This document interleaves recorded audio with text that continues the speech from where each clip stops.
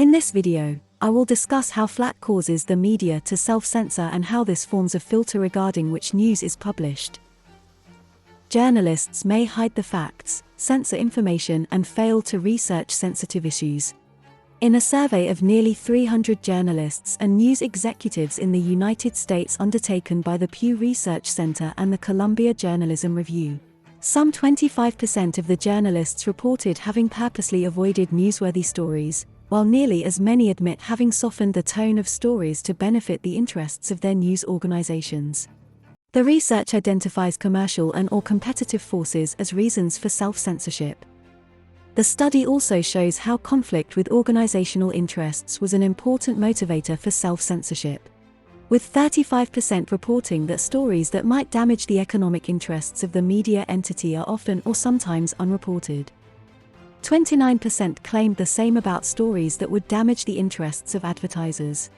In addition, articles critical of Israel are sanitized or fail to see publication in the press, often because of their fear and concern around Flak from the Israel lobby.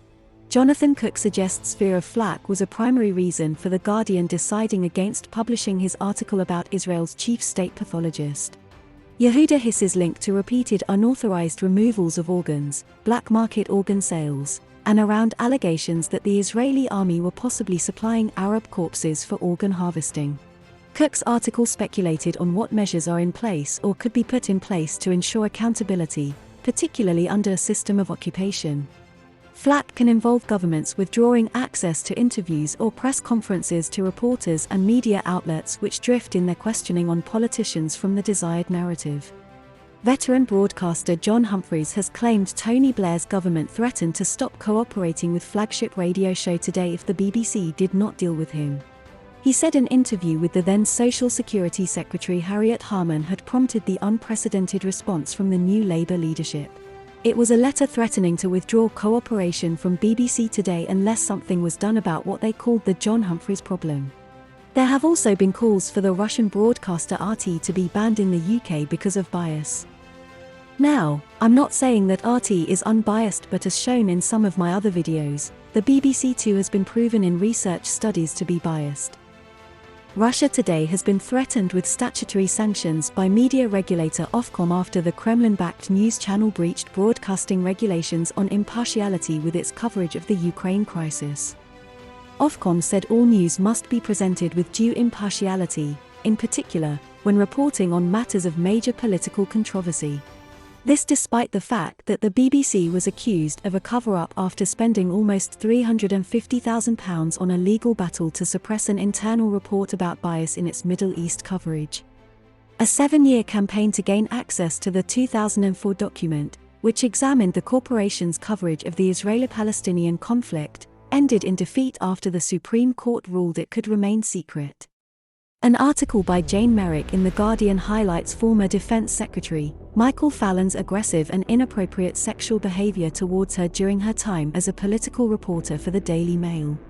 Written by the former political editor for The Independent on Sunday, the article also serves as a perfect example of how the propaganda model works in practice to dictate an elite-friendly output via fears of reprisals from much-needed sources.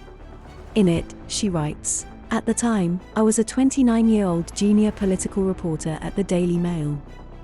He was a conservative backbencher in his 50s and, as a member of the Treasury Select Committee and a former minister under Margaret Thatcher and John Major, a useful contact to take out for lunch. As a political journalist, I went out for lunch with MPs as often as 3 times a week. I did not report Fallon to the Conservative whips, because I, as someone who had only been in the lobby for 2 years, was worried I would be blacklisted as untrustworthy. In Westminster, where power and loyalties are hard currency, I feared making enemies. He had violated what should have been a healthy working relationship, turning it into something seedy and unpleasant. Of course, Fallon's alleged behavior is absolutely newsworthy. But so too are the implications of Merrick's disclosures about journalism and how a model too reliant on access from official sources for information and too chummy with those sources cannot be trusted to call power to question when it needs to be. There was an opportunity to keep power in check that had arisen 14 years earlier, but fear of losing access or being tarnished as not trustworthy enough to provide selected tidbits from politicians and other insiders. was a significant factor that resulted in Fallon climbing up the political ladder unscathed by his behavior. Finally, corporations play the game, although they mainly fall under the filter of advertisements. For example, The Guardian faced a series of allegations from insiders over its relationship with advertisers, including suggestions that it changed an article on Iraq amid concerns that Apple would object. Here were just some examples of how the media is fearful of offending sources and advertisers, that they choose not to publish unsavory articles without any external influence, or where a media watchdog will just sanction you.